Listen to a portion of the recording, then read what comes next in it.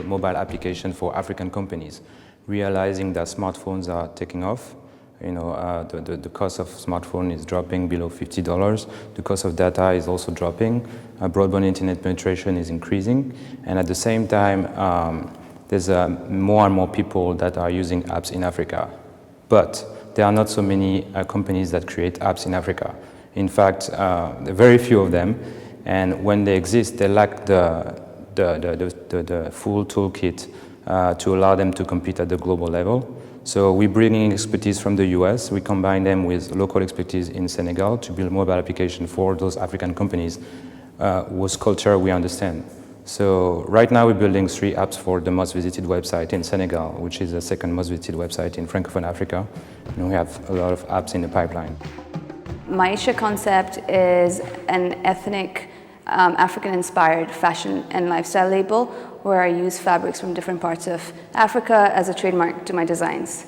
Maisha means life or giving life in Swahili, and the main vision behind this brand is to work with local artisans and manufacturers to create something totally unique, high quality fashion, but African fashion, and creating a better life for people less fortunate in Africa, and mainly working with societies in Kenya, mainly women and children, through my label.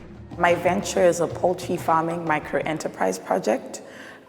We are currently working with a group of HIV-positive women in Mbarara, Uganda, and we give them poultry farming micro-enterprises, or fondly known as chicken coops, in response to food insecurity and poverty as a significant barrier to HIV treatment. And so through the chicken coops, they can earn income to minimize their food insecurity and assist with their poverty and generate a sustainable household income.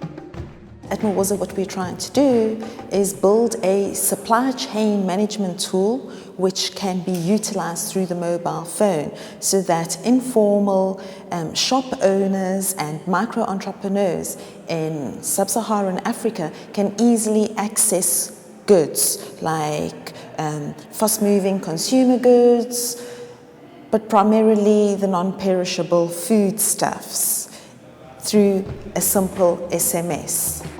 Nigeria is the largest country in West Africa with a population of about 170 million people, a large proportion of whom are young people. Unfortunately, about 35 to 50% of these young people cannot find jobs. And that's the challenge that we respond to at the Innovation Hub by working with young entrepreneurs just out of school who have ideas that can solve the problem of poverty alleviation ideas. We help to accelerate these high-impact entrepreneurs to the marketplace. Our venture is NZ Footwear.